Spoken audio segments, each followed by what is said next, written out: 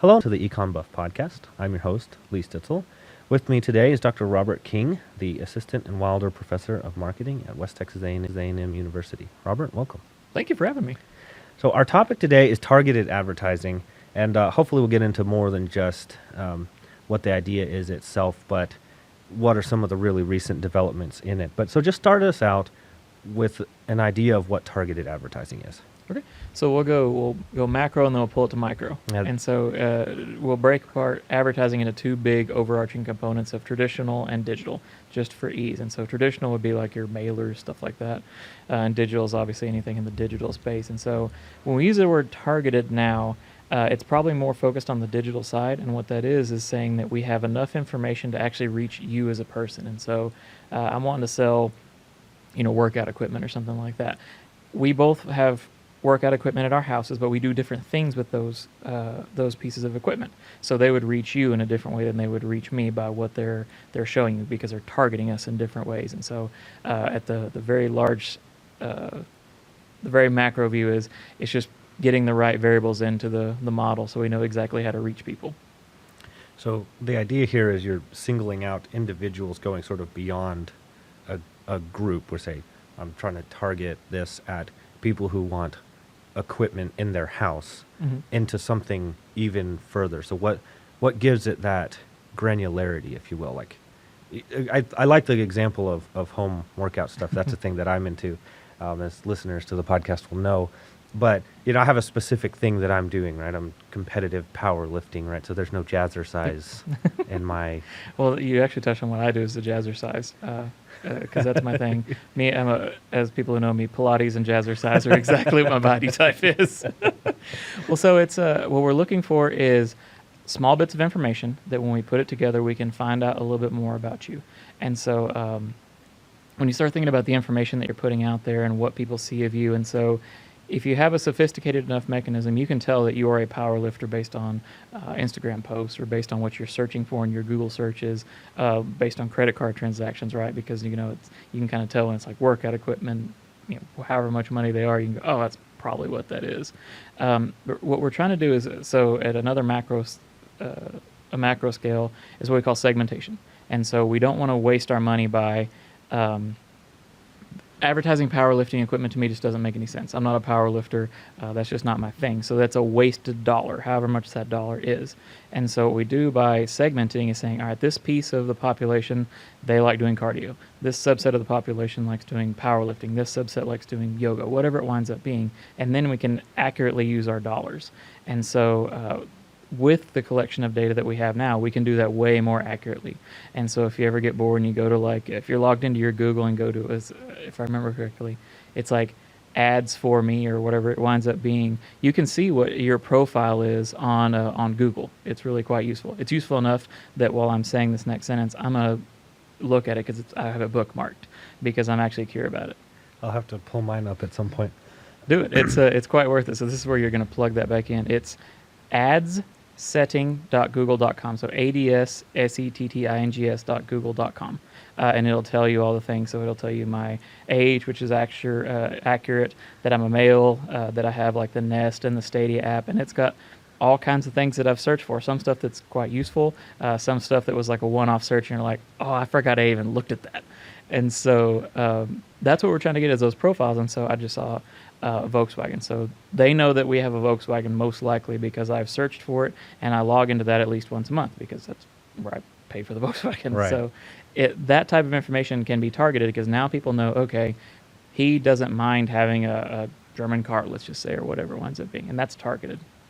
But that would separate people because some people want American-made cars specifically, and some people think, German-made cars are the most reliable, or maybe it's Japanese cars. So that really does separate people. Yep.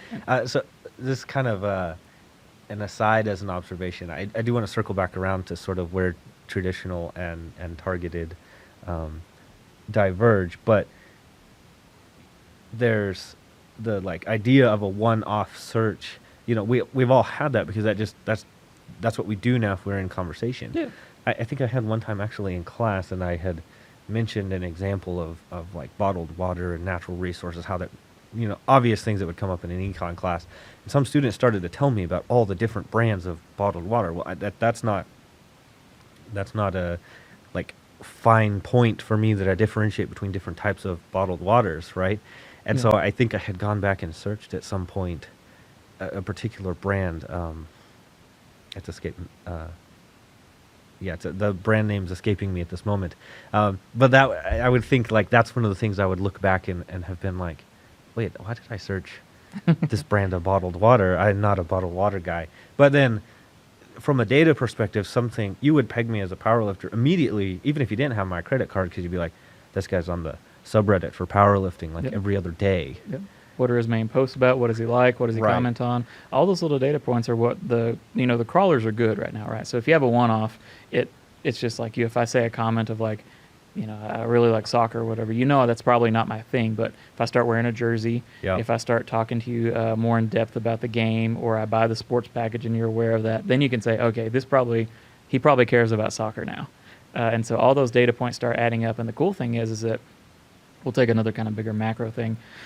So like with Instagram stuff that we've talked about, those are called social media platforms, right? But there's actually a bigger thing with that called social networks. And the reason why that matters for us in marketing is because if we can get into these small subsets of groups, and so not to give away who your people are, but you have a group of people that fit in with that powerlifting set. And so if I were to map those in some way accurately, if I were to reach you or person X or person Y, I'm kind of like in the group now. And so that's what social networks are for, is that you probably on your Facebook or whatever, you have your high school friends, college friends, junior high friends, powerlifting friends, archery friends, whatever your things wind up being. Well, those little nodes are those pieces of the social network, and that's another way we kind of target you. So I want to get into that more because of it's striking to me how my Facebook, Instagram, and even like YouTube would be a really good example of this, because I've gotten to where I can't get enough YouTube content because there's so many interesting people out there in the world. But it's like I feel like if somebody wanted to know me, you could almost just pull up my YouTube page, right? And you'd be like, it's chess, golf, poker, and economics, and then philosophy and theology, and it's just like it's an open book as to who I am. And you can drill down even further into those things, right? Like the golf videos are people playing and doing funny trick shots. They're not like very hyper serious instruction, right? And you are going to look at the videos I'm watching of economists, and you'll be able to figure out which camp of economists I'm in. But it's very interesting that you mentioned that what do you call it, a social networks. Yeah, that's just like the name of the movie. Right, which could be interesting to talk about in a moment. But the social network idea, so that's related to individuals and then something about the information that's in their circle, or what's that giving to them that not just knowing what my interests are is giving to the advertisers? So right now, let's just say you're with that friend group of your lifting friends, person X, Y, Z, and yourself. And then someone else enters the room that you kind of want to bring into that group. If they just walk up and start talking, that's going to be super weird, right? But if you go, hey, person W, come over here, check this out. That's what you're kind of doing with this, is that let's just say there's a new type of shoe for powerlifting, and you try it out and it's just cash money, and you're like, oh, these are the best shoes I've ever had. Now you found a way to get into that social network group without actually being in that social network. And so that's usually what we're looking for, is a particular user to get in on that, just like you'd have a celebrity endorse some headsets or like headphones or whatever. That's what you're trying to do, is get into those little groups. So you're analogizing the advertising to like relationships or conversations? Or are you making a deeper point? No, I mean, marketing should be about relationships. Yeah. Marketing is about long-term relationships, and that's how it should be. Because if you have a good experience with those shoes, and then you have tell your friends about them and you buy more, but then you also contact the company and go, hey, I really would like this if it had a zipper rather than a shoelace or whatever. Then they make a zippered shoe. Now they've got you even more, right? And so there's that symbiosis of, I give you money, you give me exactly what I want, and then it goes back and forth, and we're both becoming better for it. Marketing should be relationship-based. One of the things that has come up on the podcast before, and probably hasn't come up enough, is the value of brands as a reputational effect. To sort of get away from that sterile idea of competition always being in a negative light. But we develop brand loyalties very quickly and very, very strongly in a lot of cases. Some people are completely utilitarian, and whatever the price or the function, they'll just But I know if I've had a good experience with a particular product, like I'm an ambassador for that product now, and I'm not a particularly like brand conscious person. It's just like you said, a relationship of being treated right. And if your customer service is really good and really fast, you buy a lot of leeway. It's actually funny you mentioned powerlifting and bring this up because I had a new specialty bar that I saved up my money and purchased, and I ordered it. And of course, it's all back ordered because all the weightlifting equipment in the world is Only sold since out. February Only of since last February. year. Yeah, exactly. And so it's like back ordered for I want to say for a month, like a full month, right?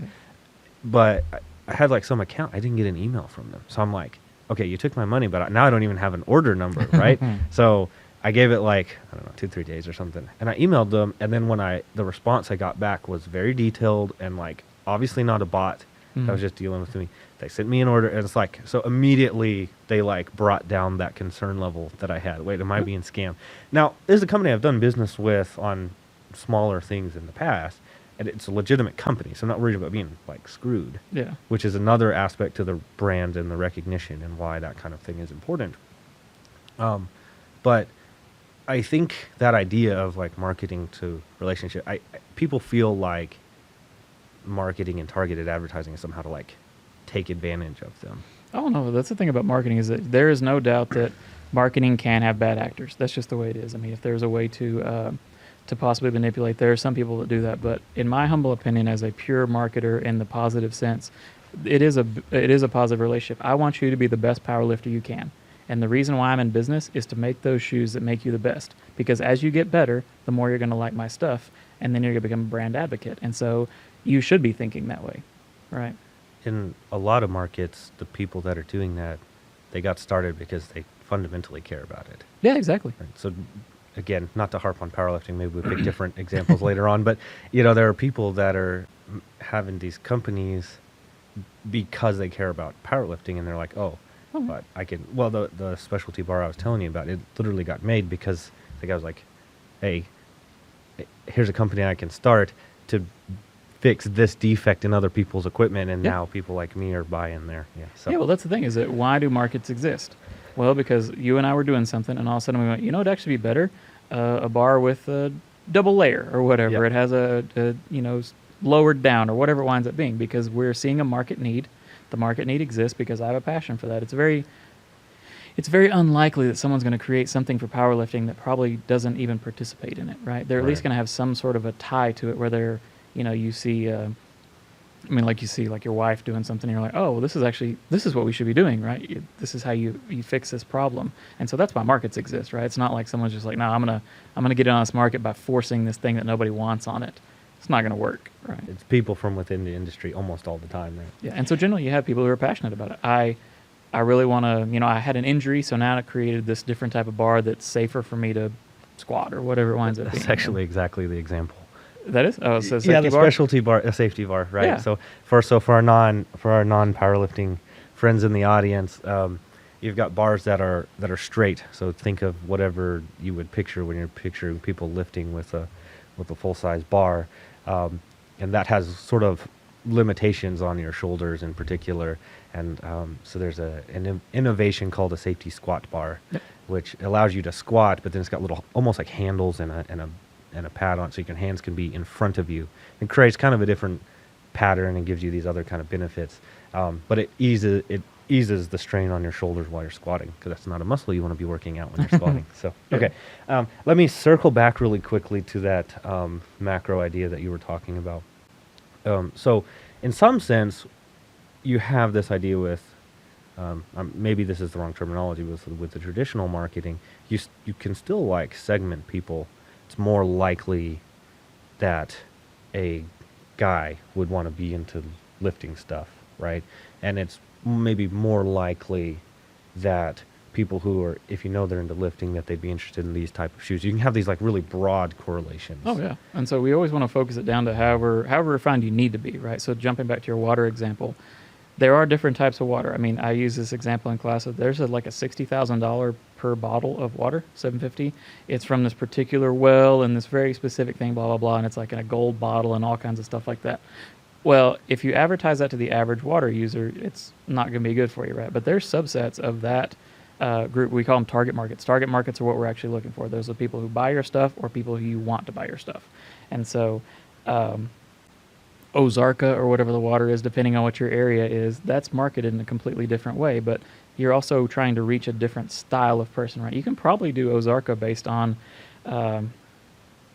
you can probably do demographics based on where they're at, and probably price are going to be your two biggest things. But if you want to get down to that $60,000 artesian whatever water, you're going to have to get pretty refined to make sure you're getting all the right variables, because that's going to be a lot of money to reach those people, and it's going to be wasted if you don't reach for the right people. So there's an example of, what's the car? Is it Bugatti or Maserati? Which one of those is a car that's like really expensive? Both of them, I think. Oh, But which the one's Bugatti, like the really, really the one? Bugatti's higher than Maserati. I Okay, think, so yeah. Bugatti, they're pretty well known for their packages they send to people. And so let's just say I know you're in the market for a Bugatti because you're going to pay a lot of money for this. You know, you're paying like, what, $5-6 million for it or whatever. They'll pay hundreds of thousands of dollars for these packages because it'll have like your cigar brand and your Scotch brand and some tickets to the Lakers or whatever it winds up being. And they spend a lot of money, but they know they're getting the right person because of all the factors that we've looked at. And so they spend a ton of money, but then they make the money from the positive experience of buying a Bugatti.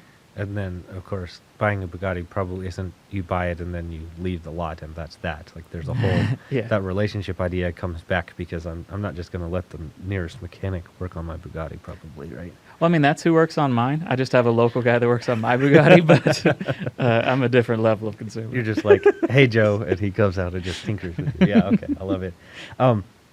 So let's turn a little bit to the digital marketing. And so by way of transition, I'd like to ask this question. When we're talking about targeted advertising in the pre-digital era, or is that even possible? Like, Oh, yeah. to me, it seems like if we're talking about targeting, we're talking about digital. Those two things overlap. No, I Is mean, that how you see we it? traditional. So the thing about it is another kind of misnomers. We always think that traditional is kind of like boring or not useful, but most people still spend a majority of their marketing budget on traditional, So- just because it's still useful. Traditional being like radio, television, newspapers, magazines, all those type of things. Most budgets are actually spent on that. Now, again, if you get into something hyper specific like a set of headphones or something like that, most of the time those are like you see them advertised on Instagram all the time and all those types of brands, or YouTube, you see a lot of those. But for the most part, major brands are still using traditional. And the good thing about it is that we are getting way better with targeting, because not only I'm buying better data sets. And so I'm buying all the credit card information, I'm buying all of the data that's available, and then I use that for my database marketing of newspapers, television, stuff like that. So what's the mindset there? I think maybe a listener is saying, why is a headset considered, I forgot the word you used, but very specific, and I don't know, Budweiser or Lexus is not. They just advertise on all the football games. So just that particular market is so, I'll change it up for another one too. I mean, like mattresses or something like that. Those are such a hyper-competitive, narrow margin that they can't afford to do some of the traditional, because traditional is usually more expensive. And so I'm going to spend more of my money on those things that are slightly cheaper, right? So like think of it, the comparison of an email blast to even a mailer, right? I mean, what's mail, like 50 cents a stamp or whatever? Email's free for the most part, right? And so I can send out 1 billion emails, and even if I have a 0.00001 response rate, that's still really good, right? Even if I get a perfect mailing list, it's still going to be really expensive for all those things.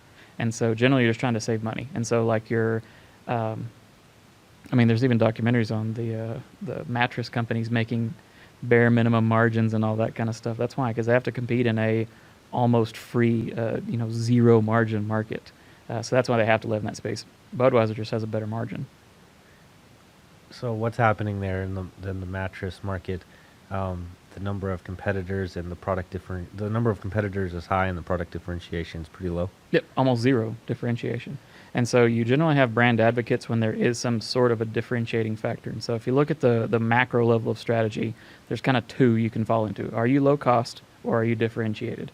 And low cost is obviously just that, because the second you get where there's something other than cost that's making my decision, I become differentiated. But I don't know if they didn't have a label on it, if you could tell mattress X versus mattress Y. They're all manufactured in the same building. They're all manufactured by the same people. They just, at the very end, they sew on a different label for the most part. I mean, there's obvious exceptions, but at that particular market, they're all hard to differentiate from one another. And now some people, there are some kind of different competitors, Tempur-Pedic or the purple, what's that purple mattress that's real kind of funky. I think it's actually called Purple. I thought so.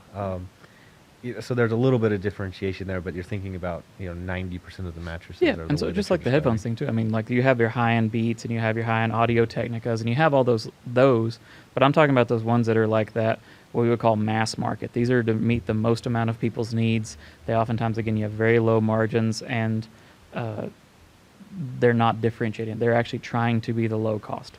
So before we move forward, because you brought up the data point, which I think we want to get into, what is it that's making something like Budweiser go for the traditional and something like a mattress? Now, before you do that, it seems to me that beers could be pretty different, or they could be perceived, especially if you're talking about something like Budweiser, as maybe not being that different. The Coors is not that different from the Budweiser. Of course, you've got an entire the craft beer market. Craft beers Yeah. that are just, it's a totally different ballgame. Every one of them tastes different, Yep. And so it just depends on what you're, so again, back to that target market thing. The target market for, there's a great local brewery called Pondaseta. The Pondaseta target market is generally somewhat different than the Budweiser core market. Just because it's a different style, it's a different, the outcome is different for what you're trying to look for. Pondaseta, you're probably saying you want a different style of flavor, you want to have variety, you want to have kind of the experience of it. And a lot of times with Budweiser, what I'm looking for is, I know when I crack open a Budweiser, it's going to taste the same. This one, or my 10,000th one, or my 100 millionth one, they're all going to taste the same. And so they're just looking for different stuff, and they reach a different style market. Plus, I think a Budweiser is like, $1 or $2 or whatever, and you generally pay a little bit more for craft beer because you put different ingredients and things like that. Just like I pay more at a nicer restaurant that I want to have a different flair. Like if I want to have, an elk steak, I'm going to pay a little bit more for it. Well, and there's economies of scale, right, with Budweiser compared to. So it's very interesting you brought up Pondaseta. I happened on the way in today to drive by their little van. And Yeah. it's just, I mean, it's like rainbow colored. It's perfect because you couldn't not look at it. It stands out so well. So we're on the topic of advertising. And I don't even know what they use the little van for. Maybe they just drive it around town so people can see it like Deliveries. a moving billboard.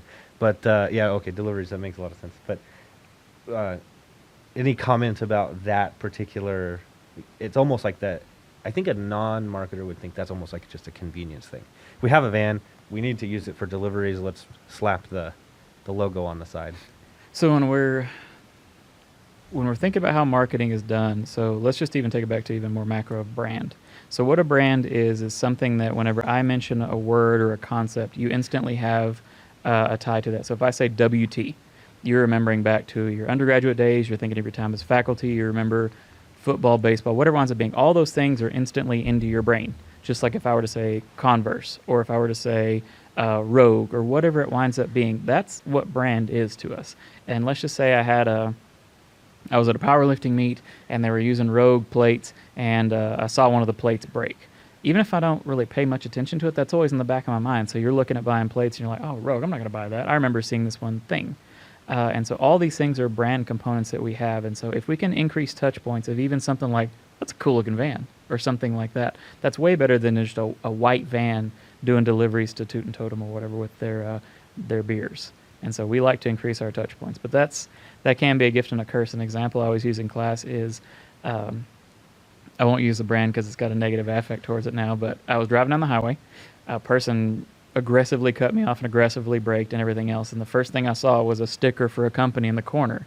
And so immediately I make that association. Well, if that person would buy that brand is garbage. And so it's unfortunate, but that's always going to be in the back of my mind. And I'm fairly rational about that. And so you always have to remember that if you have to watch out who's using your brand. My reflex was to bring up rationality, so you definitely anticipated that. But there is a sort of weird way where that may not always be. I think maybe your example, we might recognize some irrationality there, but that may not always be irrational, right? Like there's a certain type of person that's associated with a certain style or product or something. There is sort of information contained in those choices, right? Oh yeah. I mean, if your favorite power lifter wears this shoe and your least favorite power lifter wears another shoe, you're not going to wear the other shoe. That's just the way it is. My favorite basketball player doesn't do this, or they're on their favorite team, or all that will dictate what my choices are. So I want to circle now to that data that you brought up, right? So you said we take the data and then that helps us make these marketing choices. And I think you were saying that in the context of even traditional marketing. Yep, definitely. And so I was sort of saying, to me, targeted advertising goes hand in hand with the digital era. And you're saying it actually would surprise you how not true that is, or how maybe lightly that holds. Yeah. Have you ever seen Glengarry Glen Ross? Actually, yeah. These are the new leads. These are the Glengarry leads. Those leads are from some sort of a data source that where we targeted. These people are looking to purchase. They have the funds to purchase. All that's exactly what we're talking about. And that was what, in the 70s or 80s? Yeah. Whenever that movie was. This is the coffees for closers, always be closing thing. Okay, Yep. yeah. That's I don't even know that I can remember what the story was told. I just remember a couple of those scenes where she's shouting at people and just causing everybody to run in terror. So that's kind of an interesting. Both management and marketing classes can use that as an example. But you probably want to edit the video a bit. Yeah, maybe don't play that in class, right? If I taught a sales course, though, that would be probably the first 7 minutes of that class. Is that right? Is because they break down several very high-arching or overarching marketing concepts in passing. Just kind of like this conversation here now. If you're listening and you're a marketer or you're an economist or whatever, you're like, hey, they're only touching on the surface of this. That's the same way with that Glengarry thing. You could easily break down a lot of what they said and really take deep dives into all that kind of stuff. That's really a very philosophical point as to how one would approach their podcast or whatever media that you're using. And the reason that I do this, and if people have been to the website or some of the stuff that I'm doing early on in the podcast, I say finding applications of economic thought, which is why I try to cast a fairly wide net. Economics and marketing, what I told you when I first asked if you'd come on is, the space between us is like behavioral economics, right? Yep. And that's probably overselling it. I think there's a lot of traditional economics and traditional marketing that share a common space. A lot of the things that you're saying are probably going to sound familiar to listeners that are fairly well read in economics. But I was talking to a colleague, and he said it's surprising how quickly even like a basics of a field, in this case we're talking about economics, can get difficult to parse, right? So you say, well, let's get into the real deep part of any one of these particular points. That's going to get beyond most people pretty quickly. So I think that's the nice thing about this kind of setting as opposed to like a classroom where you've got 32 times that you're going to be able to lecture, and so let me have an actual dedicated class period where I talk for an hour about the specific depth. Exactly. And so that's where I think podcasts and classes, they can have kind of their different roles and different uses. So talk to us a little bit about how companies are collecting data, particularly these days. Oh, it depends on how you want to look at it. I mean, everything's data, right? I mean, the thing about it is that this is an older example, but I'm sure it has to hold. In 2019, more data was collected than every other point in time. So December 31st, 2018, all the way to the beginning of recorded history, more data was captured in 2019. Wow. And so everything is data. Every point you touch on is data. You'd be surprised what is captured in, if you just, so I put up a video last night for my class, and I took text from that because, Ensemble do a transcript of it.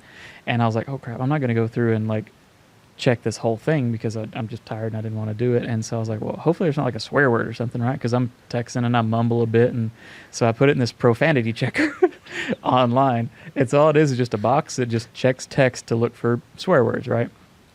And so I plug it in there. Think about this. That's captured. That data is collected. That data is sold to somebody, right? I don't know what it's for, but just be aware that everything that you do is most likely tracked in one way or another. We both have our cell phones with us. That collects in a ridiculous amount of data. If you ever want to feel kind of freaked out, go look at what the apps have access to. And you're like, look, a calculator. Why does it need access to my text messages and things like that? It's crazy the level of data that we hand out. And we only come into contact with when they're forced to ask us permission for it. And I have that same instinct. I forget what app it was. It was like a chess tactics app that I had downloaded, and it's like, it wants access to my photos. Like, Yeah. what? I literally can't fathom a reason that something where it shows me a chess puzzle and I try to solve it in 30 seconds. What does that need with my photos? I don't know. So, Yeah. it is really wild sometimes how broad, I guess is the word, that kind of data capturing gets. Well, and that's why if you ever have you're like, oh, this app's really useful. I wonder how it's free. That's how it's free, because they capture this and go, hey, all our users that have this chess app also have this bodybuilding app. And so turns out a lot of bodybuilders in the last 6 months have started playing chess or something like that. And that's extremely useful data, right? Because that's how you find different new markets. So this goes back to that building the network idea that you were talking about earlier? Yeah, if you could. It depends on what you're trying to do with your thing. If you're trying to sell a product that is like, I don't know how, I should have picked a better thing to tie together. Chess piece shaped weights. There you go. Something like that. You If you're trying to get into a that, corner. yeah, that was poor planning. If you could people do that, take a though. long time to work out, they want to solve chess puzzles between sets. Maybe. Yeah, there you go. Which is definitely not an example of what I do. But I mean, something like that. That's how we can figure it out. So we have this chess / bodybuilding themed thing. Now we know about you. Okay, what other users look like you? And so I'll even take it more macro to another thing. So something that kind of freaked a lot of people out was they were realizing that Facebook was creating ghost people. And so what I mean by ghost people is, let's just say, like my parents don't have a Facebook, but there's enough connections that where there's like a mention or they see a photo of a person that's consistent in my sisters and my pictures, things like that. They were putting together these things that were like pseudo parent A, pseudo parent B, and they were creating even maps off of that. That's So how somebody level who of doesn't detail. have a Facebook account can now sort of be mapped using the same kind of Facebook algorithms that you use for a user. Yep. That's And then actually really brilliant. Oh, it is. I mean, My- the level of intelligence of these people is just shocking to me. And of course, this is done incrementally, right? So they started with something and they realized they could capture this data, and then they could capture this data, and then somebody was looking at it and go, wait a minute, if I've got Robert and his sisters, Yeah. I can figure out something about their parents, right? And who's this person over here? They show up in a lot. Oh, that's probably like an aunt or something. And then it refines it slowly, and then you can make up a whole network of literally a fake person. And the thing about that is, even just having a sense of where that person might be would be pretty useful. Yep. My dad would hate this. He's one of those, I won't have a Facebook account because I don't want the privacy violations. But little does he know, He's already got one. Yeah, his kids are ruining it for Getting him. off the grid is impossible. And the other thing is, I want to give one more example just because I found this fun. So I was taking a picture with a coworker of ours the other day, and what we were doing is we were putting stuff on the website, and you know those plaques that give information about professorships and things like that. Well, I got a Google Photos notification that said this is person X, and I was like, "That's not a picture of." Oh, it's the person's reflection in the plaque. It was good enough that I have enough photos of this person over time that they correctly identified this person in a reflection on a plaque. So I'll tell you what's spooky about that is I like the Google Photos app for backing up and storing. Yeah. Because once you get a smartphone and you're like me, you got small children and stuff. I mean, I'm taking 1,000 photos a month or something. It's just unsustainable, right? And then it can figure out which kid is which over time. And think about how quickly children are changing. You know, if I showed you a picture of my current 4-month-old back when he was 4 weeks old, the game you play is, okay, is this Titus or is this Addie? Like, which kid is this? Well, Google knows. Yeah, Google knows perfectly, which is insane to me, right? So it's like if Google can figure out who you or I are, whose facial characteristics have been stable for over a decade, like that's one thing, right? But somebody who like is literally changing by the day, that Google can go, okay, this must be the third child. So have some fun with this. If you don't have Google Photos of yourself from when you're younger, if you just have your like ones that you've taken, scan some pictures and upload them and see how good it does. I'll be curious because I've done that before because I have a family member who sends over group text photos that she finds, and so she'll take pictures of them. Well, I'll just save those photos and they automatically save to my Google, and it has been shockingly accurate in picking out me at different ages. Which, that's just wild to me. Literally last night, a friend sent me a picture that they had stumbled across and said, "Hey, do you remember when this was from?" And I actually did remember but I'm looking at it going, that was maybe 10 years ago tops. And I just don't look like the same person at all. You know, facial structure, body weight, hair, everything's different, right? Yep. And Google probably wouldn't have any problem with that. Yeah, because every time you get, so if you give it a couple photos, it's good. If you get a couple trillion photos, it's almost unbeatable, right? And so that's why you see those like Snapchat filters and things like that, and they're always put up. The reason why we're doing that's for data, right? It's to better their algorithm to figure out like a face swap. Well, what is an actual face, right? Why does it not pick up like that light switch that has 2 dots and then a little weird scratch on it or whatever? Well, because it's had a trillion inputs or, whatever would be, however many inputs they get. And it's getting better and better. Do you remember this app from a while ago that was like, how old are you going to look in 20 years or something like that? Yeah, and it was owned by some nefarious company. I think it's Russia, right? And they're trying to get data on people's faces. And everybody was sort of spooked and stopped using it after that, or maybe it was just a fad that was bound to die anyways. Well, I mean, but it doesn't matter. I mean, because then you just have another company. You give a fun little mustache or a Trump hair or a Bernie Smittens or whatever it winds up being, and people will self-select into giving you information. Yeah, where's the Bernie Mittens app? That's got to be coming because that meme is everywhere right now. Yeah, I mean, but it'll last for like 2 or 3 days. Some company's going to collect all that, and they're going to go, all right, all the users that put on the Bernie filter were in these specific areas. Then you start putting that together with like, these are the Trump hair people or whatever. You can start seeing how these patterns all of a sudden, they seem silly until you realize where they overlay. And so then you can see how powerful they get. So the reason the polls didn't do so well on the presidential race in 2016 is they're still refining the Snapchat filter. The dankness of the beams. Yeah, exactly. All polls in the future will be dank memes. They're gonna deduce who's winning just by Snapchat filters in the future. That's amazing. Well, I mean, but it seems silly and trivial, but think about how, let's take one step back to whenever you and I would have been kids. How many different channels were there? There's like 4, right? I mean, 5 if you have a good antenna or something like that. And so you could almost select like, which 20% of this did you watch? Oh, we're a CBS family. We watched show X. Oh, we're an NBC show. We watched Y or whatever it winds up being. Now we have to get so refined because you can have like, I'm only into hockey and anime or something like that. You can have these very disparate things that may not match up. But now we can actually track it better too, right? So it's pretty wild what we can get a fine point on with people's preferences and what they do. Did you pick hockey and anime out of thin air, or is that a known?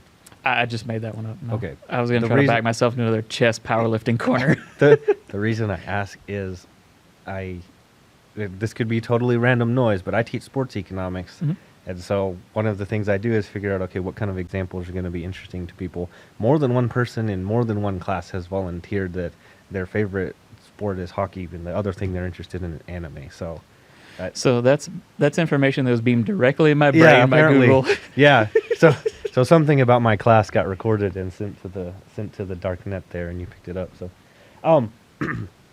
what kind of companies are doing this, right? Because we've covered a lot of ground now.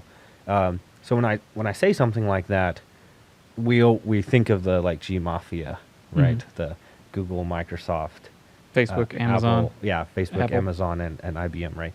So that's what we're thinking when we're thinking data collectors. But now you've sort of made, and I honestly don't know who owns Snapchat, so that would be probably one of those. But now we've sort of talked about some groups that would be outside of that little.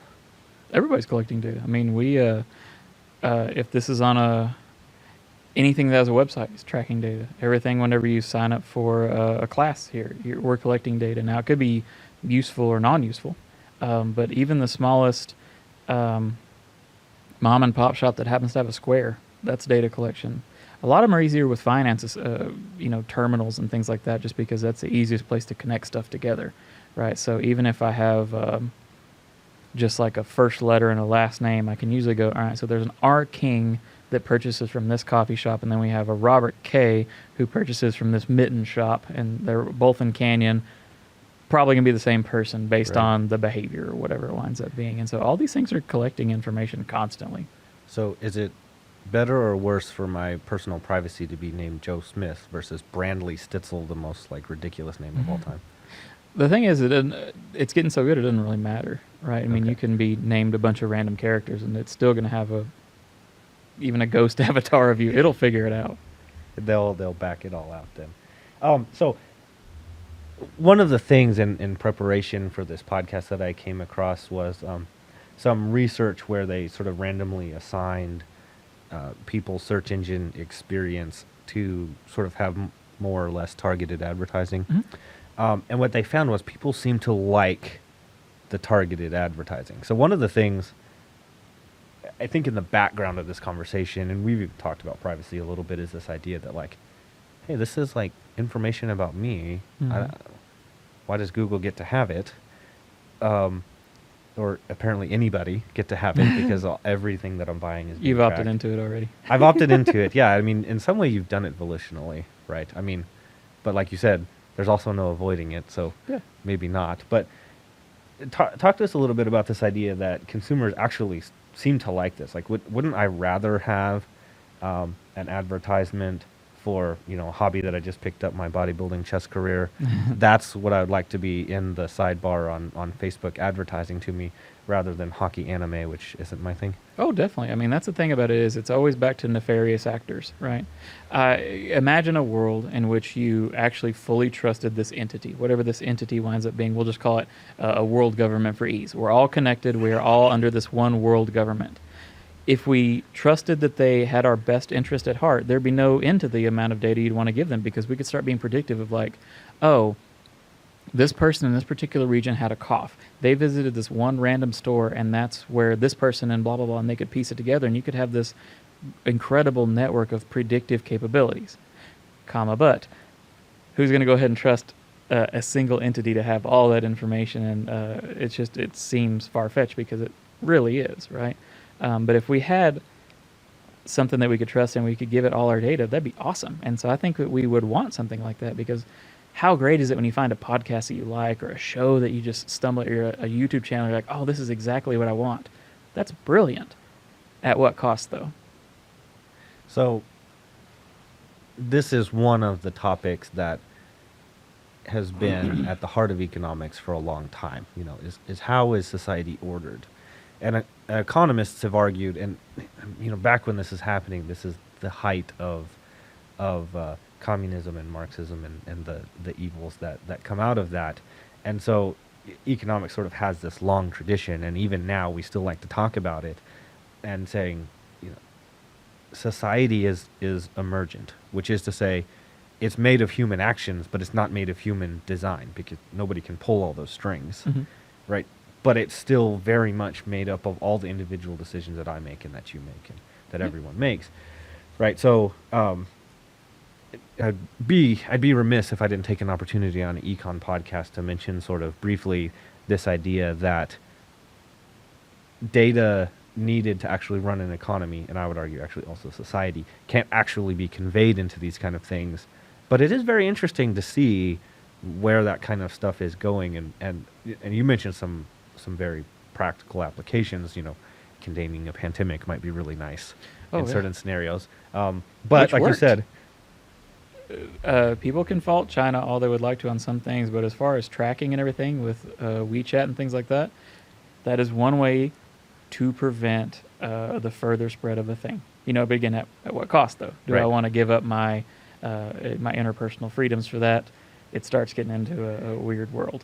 And that's really important. I don't want to get derailed too much here into these kind of things, because we have a couple of interesting things I want to touch on here with the time that we have left. But one of the things I teach my students in a principles micro class in particular, and I'm starting to teach it in all my classes, and when it comes to policy, there's no solutions, there's just trade-offs. Yeah. Right? And so on one hand, there's some serious truth to what you're saying, right? Like, you can track people and fine, and then we can forcibly quarantine people, and then the trade-off is you have some maybe human rights, some human rights abuses thrown in there, which we don't want to make light of. Just sprinkled in. Yeah. So I think that's actually a really nice jumping point into what I want to talk about next. And kind of the impetus that you brought up when we were kicking around what we might talk about in a podcast is this idea of Google and Apple getting into health monitoring. Yeah. So set us up a little bit with what's been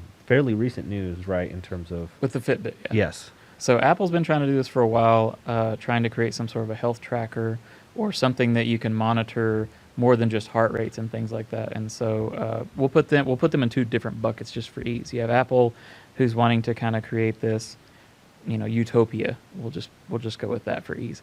And then you have the Google side, and they just bought Fitbit. And so Fitbit also is a tracker for this. But there's going to be a lot of money to be made in something like this. And so I'll give you the nefarious side, and then I'll give you the good side, because I think the good side's actually better. So I'm an insurance company.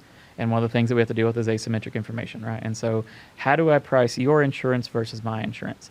Well, I monitor, let's just say I have full data. I monitor your heart rate. I monitor your food intake because it has these other benefits. I monitor that you work out more than I do, blah, blah, blah.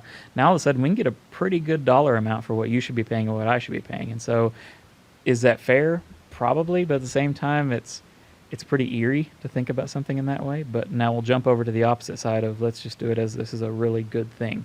Now they're monitoring our health, and they all of a sudden see, they both see us going through just similar stressors or something like that, and they realize that our heart rates are increasing, but they find out, oh no, wait, there's actually like a gas leak in the school or something like that.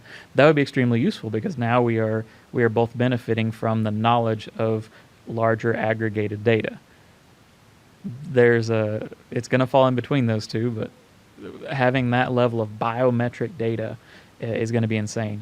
I'll take it one more step just for fun. One of the articles that I sent over to you was mentioning, like, you can almost watch in real time how much I enjoy a show on Netflix or something like that. So imagine both of us have our trackers on, both of us are watching a Netflix show, and at one part my heart rate goes up and yours doesn't. It knows that I probably have a different affect than you do for the hockey playing anime characters, right? And so that's, again, more levels of data. So I'm trying to think of like a movie that I've had like a really visceral reaction to. What's this? There's a movie with Gerard Butler, and it's Law-Abiding Citizen. Law-Abiding Citizen, right? And like that first sequence where they kill his family is just heart-wrenching as can be, and it sets you up for later watching the rest of that movie, like knowing that this guy's doing terrible things that you don't agree with, and yet you're completely 100% on his side. Yeah. And if we told that story in real life, it's just a story that I recounted to you, you'd be like, that guy's kind of a psycho. Like, that's not good. But because they set it up with that first sequence that is just so heart-wrenching, it sets you up for that. And I'm trying to think. I tried to get into, is it called Blacklist? Black Mirror. It's an earlier show, but the opening sequence, there's like a female FBI agent or something like this, and her husband gets killed, right? And whatever happened like shortly after that, I never got into that. Didn't land for me, so I never watched that show. So I'm imagining that the like Fitbit. Of course, I'm an Apple guy, so I have the Apple Watch. So I'll go with the other side there. Yeah, I would, for the utopian side that you're saying. They're gonna now produce shows that are gonna like fit those spikes better, and probably market them, because somebody's out there watching the Blacklist. I swear that's the name of it, but I'm sure I'll look it up after this and be wrong. And that's for somebody else. I'm not saying that's a bad show. It just didn't grab me. So I'll tell you another fun little one that's made news a couple times. There was a Vox article and some other stuff like that. Our Netflix login pages or whatever, even if we have similar tastes, yours is going to look differently than mine. And so what they do is it's called A/B testing. So they show A versus B and which gets clicked on more. And so if you go look at like Law-Abiding Citizen, my cover art is going to be a different thumbnail than your cover art, most likely. So let's just say that I watch a lot of rom-coms and I watch a lot of like Christmas movies and stuff like that, and it'll have a different clip. Then it'll be something like what you have. And so my clip maybe, or my thumbnail maybe like I'm trying to think if there's a strong female character in that movie, but something like that will be my thumbnail. But you watch a lot of like burly shows, guys fighting one another, whatever. Then you see Gerard Butler with like a hammer or whatever it winds up being. Our thumbnails are going to be different because they're trying to get us to click on this. And so for the most part, if you got 10 people in a room, and looked at their Netflixes, all those thumbnails are going to be completely different than one another. Is that right? Yeah. That never occurred to me, but it rings true for this reason. When I go to pick Netflix shows, like I do it so much by title and I mean, I'm flipping through the Netflix recommendations as fast as the little controller will go, right? And then if it catches my interest, then I'll stop and I'll see what little clip plays and I'll see what the little description is. And that is, maybe that's a endogenous thing, right? They've trained me to do that. Like in the past, I wouldn't have done that. I've been more methodical or something, but now I've just implicitly discovered that that's how I can shop for movies on Netflix. And it is very interesting, and they have the different accounts, so I'd be very curious sort of to see what my wife's account, whose favorite Netflix show is like the Great British Baking Show, right? And then, all my Netflix consumption is like documentaries about chess and then kung fu, right? So pick a show that you both like, whatever that winds up being, and just at your leisure go look and see what the thumbnails are. I'm going to do that. That's going to be exciting. So how do you view that, right? You've brought up this idea of a nefarious actor. How do you view that manipulation of the targeted advertising based on the heart rate? Like, to me, because I think I still have agency, that strikes me as like a good thing. Like, they're going to take this information, they're going to be, when there's this sequence and here's the story that these kind of people like, and then we're going to like combine things up. Let's take this as an example, because this would be something that's really interesting to me. That there's two things that flow out of it. I've noticed with your like Netflix special movies, right? Early on in the sequence, there's always a sex scene and there's always explicit nudity, right? And some of them have a little thing where you can like skip it, right? Which to me, just like the idea that we can now customize movies into two different groups. So if I'm sitting there with my kids, I'm like, skip, right? Now imagine if they have it to where if your heart rate escalates in a different way for something else, they know that your kids are or are not present. Right. You can extend or reduce the sex scene. Yeah. So you see what I'm saying? You So can like change up the whole entire show. It's like a choose your own adventure based on just, I'm going to be like, all right, babe, we're going to watch this movie. Put your Apple Watches on, you know? Well, that could be. I mean, we're getting to a level where we can customize things. So this is called mass customization in what we do. And so like this is why you have shoes you can pick.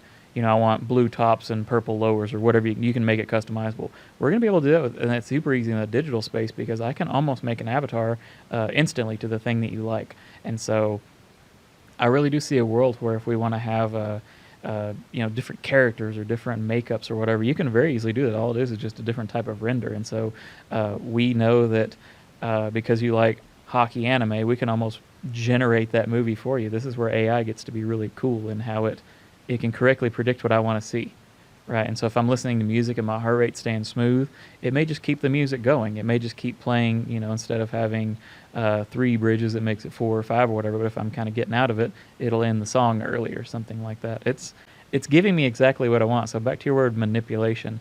I don't know if it's necessarily manipulating, but it is doing kind of what I'm looking for. That's kind of what I want. It's giving me the right flavor at the right time for what I'm looking for. Now, is that good? I don't have an answer for that.